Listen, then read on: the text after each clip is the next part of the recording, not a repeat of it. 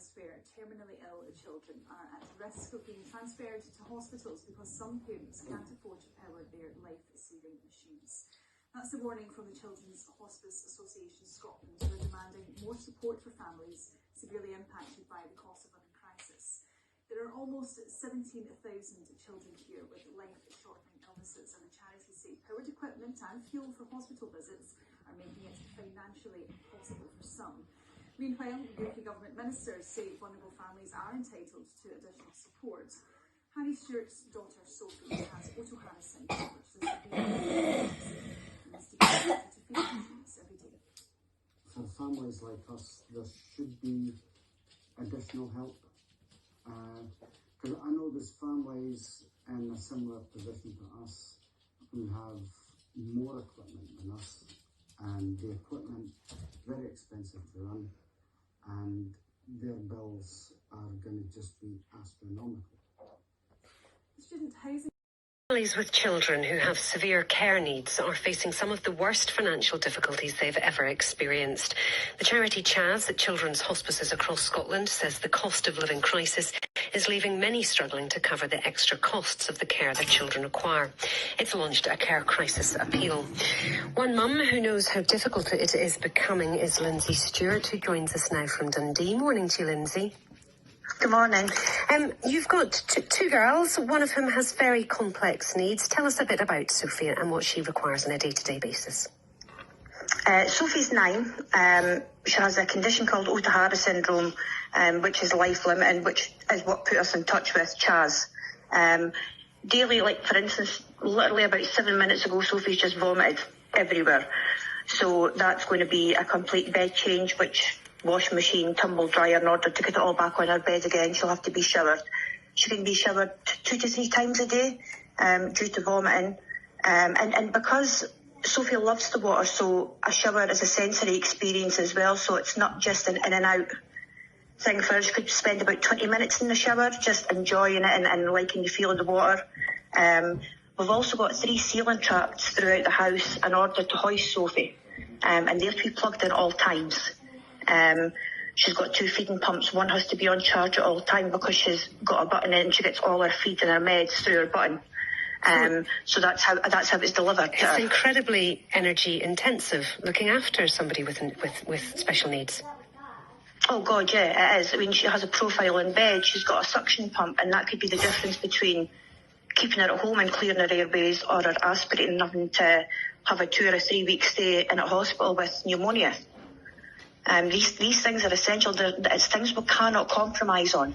And there's a lot of things, there's a lot of cutbacks people can make, but regarding Sophie's equipment, it just can't be done.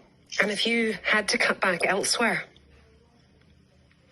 Oh yeah, I mean, you the same old, like everybody's mum said to them, it's like Blackpool Illuminations in here. And, you know, with my other daughter, she has to put lights on in every room that she goes into, so I'm constantly barking at her. We tend to all sit in one room.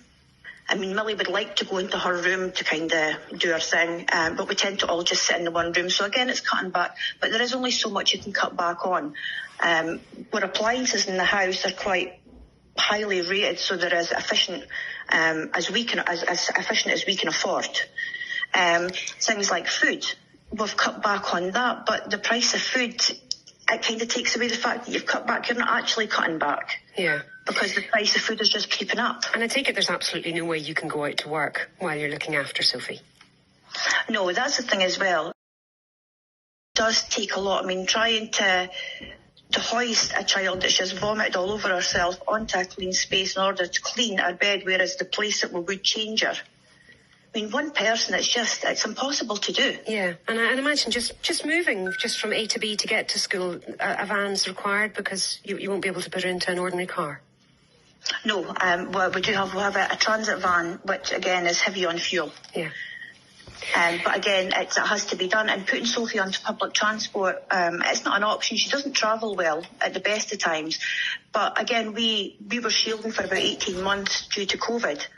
And I worry about putting her onto public transport for bugs and things. I mean, for COVID, just for normal bugs, because we lived in a bubble for so long that I think everybody seems to be a bit more susceptible to to bugs because their immune system's kind of not been up and running fully. Lindsay, what are you going to do whenever energy prices go up again in October, if they do indeed go up? If the There's nothing I can do. We cannot compromise.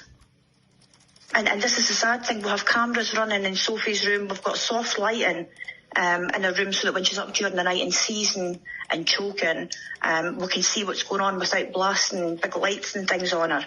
So it's all these things that come into effect. It's things that can't be turned off. I know that the children's hospices across Scotland, Chaz, has warned that some parents might have to make a decision to ask for their children to go into hospital to be cared for this winter. Is that something that you're even thinking about at the moment, or is it something you might have to think about? I mean, I would never say never to anything. I mean, God forbid that should be an option, because then you're putting these kids at risk from all the other things that come with being in hospital. And it's not only that our kids just don't go into hospital, you have to move into hospital with them, and that's expensive. I mean, I know how much it costs when Sophie goes into hospital, and it's never just a 1 or a 2 night stay. It's always for a couple of weeks at a time. And it's very costly. And can you get extra financial help? Have you asked? Are you already going down that route? We contacted Citizens Advice, and we've also got a parent support group, but the chairperson of that, his name is Alan Peary, and he's been fantastic with signposting families. I think we're getting all that we can. We're doing all that we can, but something's got to give. The cost of living crisis is a political choice. It does not have to be this way. This is not about wars in Ukraine. It's not about Brexit. It's not about anything else but greed of multinational companies. These power companies are earning billions of pounds of profits, and our children's lives are being put at risk for these profits. It's time to stop this. Please back these children. Stop the cost of living crisis now.